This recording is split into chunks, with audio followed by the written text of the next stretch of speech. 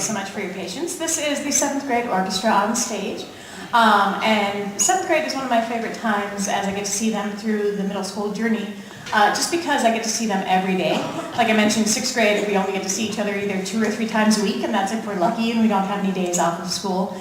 And so getting to see them every day in 7th grade, we really get to improve much faster. We get to do a lot more interesting things. And we get to play much harder and longer music. And so we're really excited to present 3 different pieces for you tonight from the 7th grade orchestra. This next one is Incantations. It's one, actually all 3 of these I purchased within the last year. And I just really enjoy it, a really fun melody. And it passes the melody along back and forth. So pretty much everyone gets a chance to play a little bit of melody and a little bit of harmony, and harmonizing along with the melody line. So we really enjoy, and we hope that you enjoy Incantations.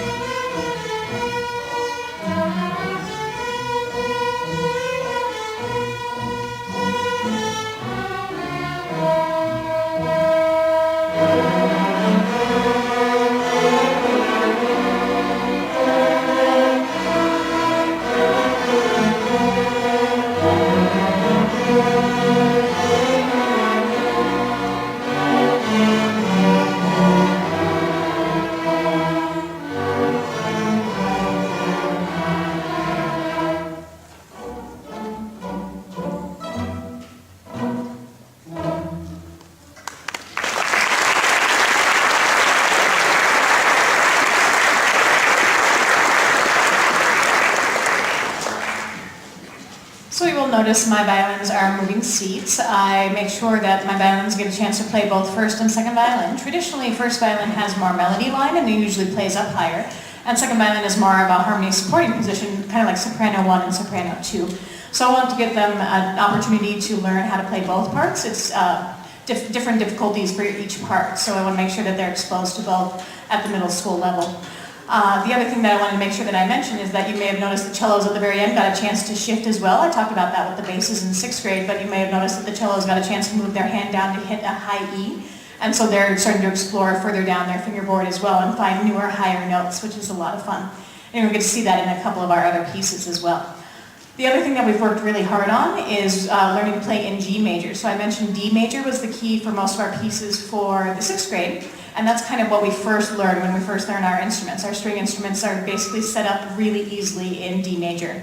And when we move over to G major, like these 3 pieces are for the 7th graders tonight, they have to work on moving their fingers to different positions. So unlike the guitar that has the frets where you can see where the half steps and whole steps are, we have to learn the feeling of it and the visual aspect of where exactly those hands go. So, for example, my violins normally start off like this.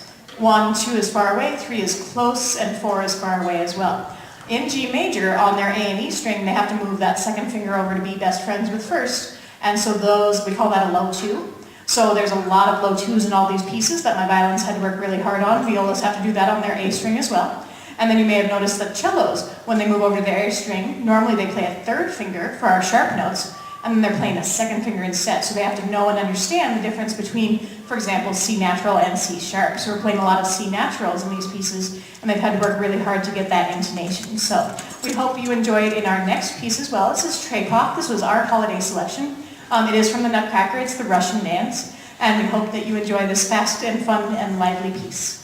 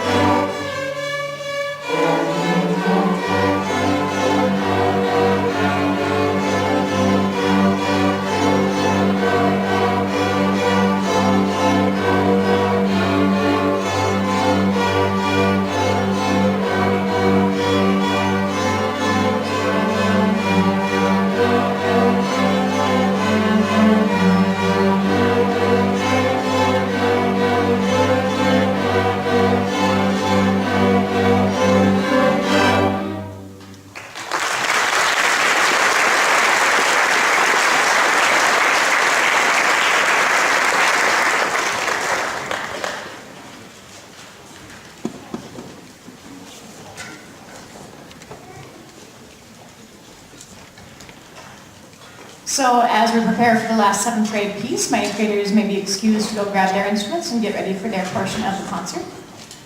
This final piece may be one of the favorite ones that I bought and gave to the 7th graders this year, just because it has a lot of really fun things. We call them extended techniques, so they're extra things that string players can do that make different and interesting sounds on their instruments.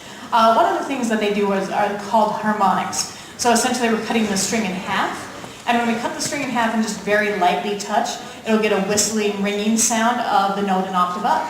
And so you get a chance to hear that. That's actually in this part of Star-Crossed Warriors called Shooting Stars. So the whole piece is kind of like a tone poem, gives us a story, starts out adventurously, and then it goes to, I can't remember where it goes before outer space, but it may just go straight to outer space and then the atmosphere and then shooting stars, and then it comes back to the adventure part at the end. So a lot of really cool things. Oh, and the cellos and violas and second violins get a chance to do what we call as a flutter. And they're moving their fingers as fast as they possibly can, lots of fingers at a time. So it requires a lot of coordination, and it gives a really cool mystic sound. So we hope you enjoy our Star-Crossed Warriors.